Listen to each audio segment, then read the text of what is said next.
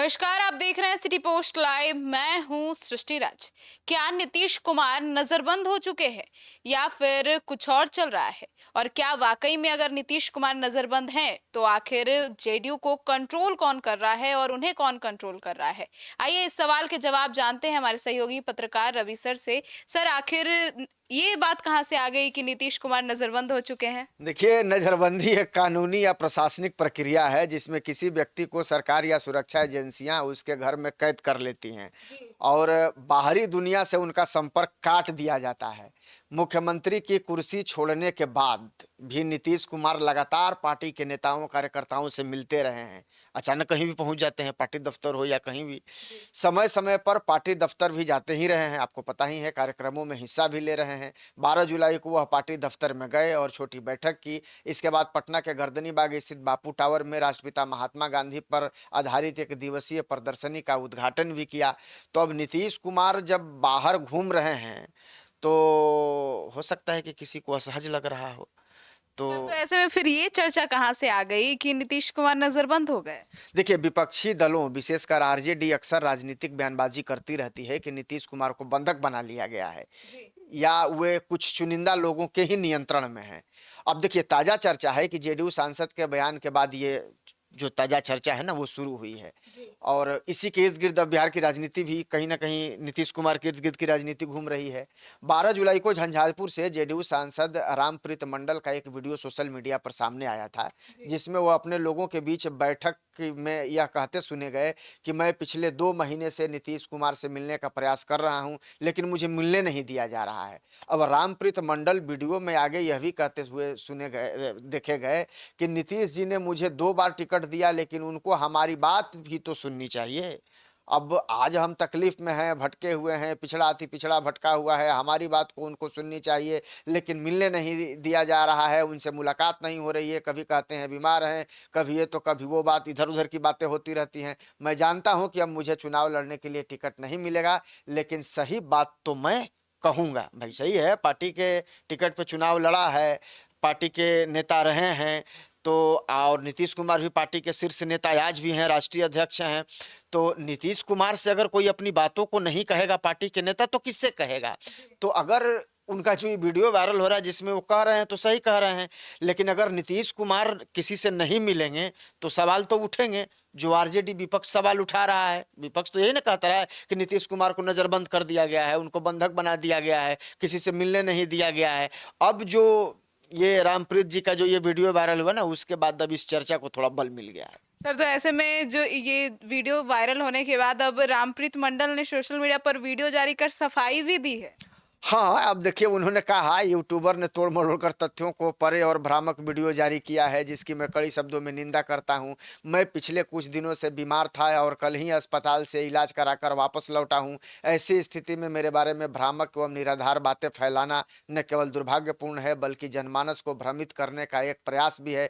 JDU सांसद रामप्रीत मंडल ने सफाई देते हुए कहा है कि मैं जेडीयू परिवार के राष्ट्रीय अध्यक्ष नीतीश कुमार, राष्ट्रीय कार्यकारी अध्यक्ष संजय झा तथा बिहार प्रदेश अध्यक्ष उमेश सिंह कुशवाहा के नेतृत्व की और मार्गदर्शन में संगठन की विचारधारा, जनसेवा और विकास के संकल्प के साथ पूरी निष्ठा के साथ कार्य करता रहा हूं। तो देखिए, बात दरअसल ये है कि वीडियो तो वायरल हो गया रामप्रीत जी का, और उन्होंने जो कहा, अपनी मन की जो व्यथा वो की, लेकिन वो भूल गए कि भाई आप किस पार्टी के नेता हैं। आप अगर कुछ बोल रहे हैं वो सोशल मीडिया या फिर मीडिया में आएगा तो विपक्षी उसको तुरंत लपक लेते हैं और विपक्षियों के लिए मुद्दा बन जाता है। और हुआ यही, जब उनकी वीडियो वायरल हुई तो विपक्ष के लिए मुद्दा बन गया और इस बातों पर चर्चा होने लगी। तब कहीं ना कहीं उनको लगा, अरे बाप, कहीं हमसे भूल हो गई है और ये ऐसा ना हो कि पार्टी का अनुशासनहीनता के खिलाफ ही कोई मैसेज नहीं चला जाए, कोई कार्रवाई नहीं हो जाए, इसलिए वो सफाई दे रहे हैं। सर, तो ऐसे में पूर्व सांसद आनंद मोहन ने भी कहा था कि नीतीश के आसपास घेराबंदी है जो सब तय करती है। देखिए, पूर्व सांसद आनंद मोहन ने हाल में एक इंटरव्यू में कहा कि नीतीश कुमार अचेतावस्था में हैं, उनको मुखौटा बनाकर चंडाल चौकड़ी अपना आर्थिक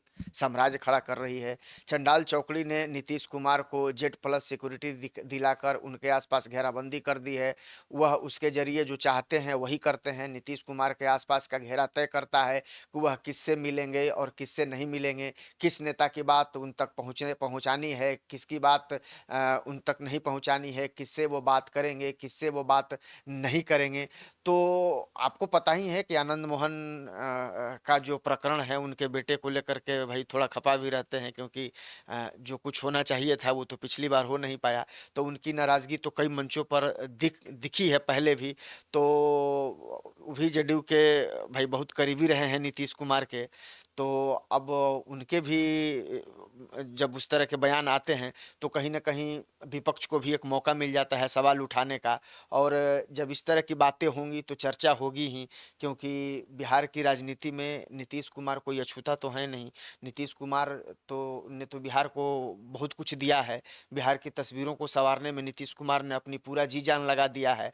अब और नीतीश कुमार के साथ जो थे सत्ता में, तो उन लोगों को कहीं नीतीश कुमार से अपेक्षा थी, लेकिन अब तो मुख्यमंत्री सत्ता में तो है नहीं, अब तो केवल सहयोगी दल के रूप में काम कर रहे हैं। वैसे में नीतीश कुमार भी शायद ये समझते होंगे कि पार्टी के अंदर तो मेरी चलती है, लेकिन सरकार के अंदर पता नहीं क्या स्थिति है। तो रही होंगी जो भी अंदरूनी वजहें जिसके वजह से बहुत सारे नेताओं को नहीं मिलने दिया जा रहा है, या नीतीश कुमार खुद नहीं मिलना चाहते हों। ये तो पार्टी और नीतीश कुमार का अपना अंदरूनी मामला है। लेकिन अगर कोई पार्टी का कार्यकर्ता या कोई नेता अगर अपनी व्यथा अगर ऐसे व्यक्त करता है, तो सवाल तो उठना लाज़मी है। और इसी बात को लेकर के चर्चा हो रही है। भई राजनीति है ना, तो कुछ भी होगा तो चर्चा तो होगी ही। सर, आरसीपी सिंह भी कार्यकर्ताओं के साथ मिलने पहुंचे थे, तो हंगामे के बाद ही एंट्री मिली थी। देखिए 27 जून की सुबह पूर्व केंद्रीय मंत्री और नीतीश कुमार के साथी रह चुके आरसीपी सिंह उनसे मिलने पहुंचे थे। ये बात आपने सही सवाल किया है। अंदर जाने से रोक भी दिया गया था, ये भी बात सही है। कार्यकर्ताओं ने नीतीश कुमार के आवास के बाहर जेडीयू नेता संजय गांधी और ललन सराफ के खिलाफ नारेबाजी भी की गई थी, ये भी खबर है। कार्यकर्ताओं का ये भी कहना था कि संजय गांधी और ललन सराफ ही नीतीश कुमार से मिलने नहीं दे रहे हैं। 20 मिनट तक चले शोरगुल के बाद आरसीपी सिंह को अंदर बुलाया गया। थोड़ी देर कार्यकर्ताओं के साथ ही मिले और फिर निकल गए। आरसीपी सिंह बीते 6 महीने से लगातार जेडीयू में एंट्री करने का प्रयास भी करते रहे हैं। उनकी बात नीतीश कुमार से नहीं हो पा रही है। अंत में बात नहीं बनते देख आरसीपी सिंह अपने समर्थकों और मीडिया को बुलाकर सीधे नीतीश कुमार से मिलने पहुंचे थे। कुछ दिनों पहले आपको पता है खबरों चर्चा में आई थी, लेकिन नीतीश कुमार ने उन्हें ज़्यादा भाव नहीं दिया था। कुछ उनके कार्यकर्ता कह भी रहे थे हाथ जोड़ करके कि हुजूर इनको पार्टी में वापस लाया जाए। तो नीतीश कुमार ने कहा भी था कि इनको पार्टी में हम ही ना लाए थे जी, तो क्या किए, सब पटिए नाश करके चले गए। तो कहीं न कहीं तालमेल नहीं बैठ पा रही है। तो आरसीपी सिंह को भी थोड़ा मलाल है।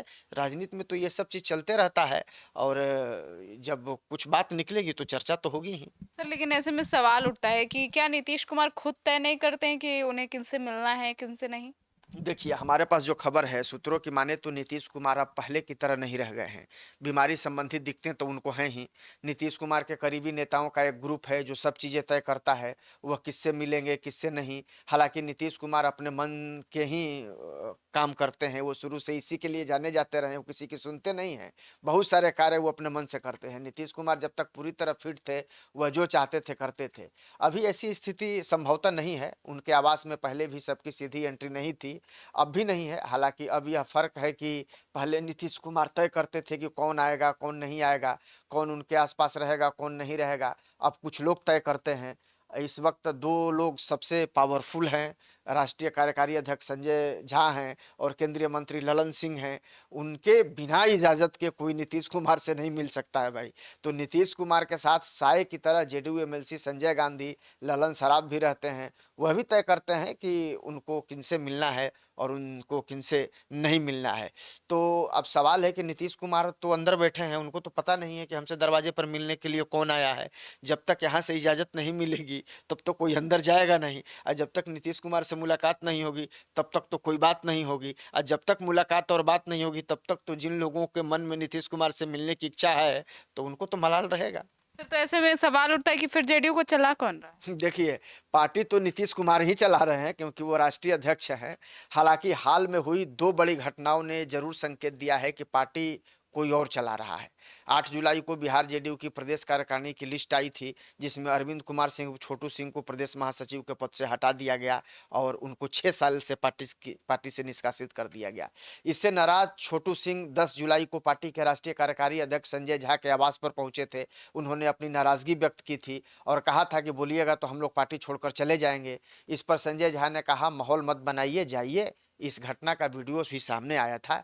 इसके बाद 10 जुलाई की शाम में ही जेडीयू ने छोटू सिंह को 6 साल के लिए पार्टी से निकाल दिया। अनुशासनहीनता का आरोप लगा है और ये कहीं ना कहीं ये जो छोटू सिंह वाला भी मामला है वो कुछ दिनों से राजनीति में घूम रहा होगा। आपने देखा होगा कि इस मामले में अनंत सिंह की भी एंट्री हो गई और उन्होंने भी सरकार और जेडीयू के खिलाफ एक तरीके से मोर्चा ही खोल दिया। उन्होंने कहा कि भाई बताया नहीं कि क्या गलती हुई है और पार्टी से निकाल दिया, तो ये सब ऐसे तो चलेगा तो पार्टी में कहाँ से बड़ी दिक्कत है।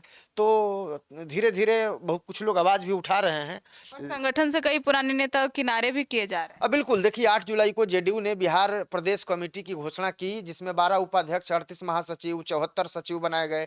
पिछली कमेटी में पदाधिकारी रहे कई नेताओं को बिल्कुल किनारे कर दिया गया, कुछ का डिमोशन हो गया। लोक प्रकाश सिंह थे, अंजनी सिंह, अरविंद कुमार सिंह उर्फ छोटू सिंह जो महासचिव थे, नई कमेटी में इन्हें जगह मिली ही नहीं। भूमिपाल कई जिलों के प्रभारी थे, नई कमेटी में नहीं है। ओम प्रकाश सिंह सेतु महासचिव थे, किंतु इस बार उन्हें सचिव बनाया गया।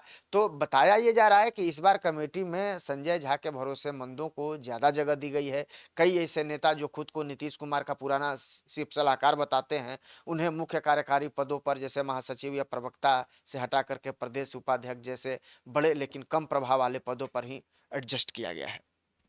तो सुना आपने। तो अब जेडीयू को लेकर और नीतीश कुमार को लेकर आपकी क्या राय है, कमेंट सेक्शन में जरूर बताइएगा। धन्यवाद।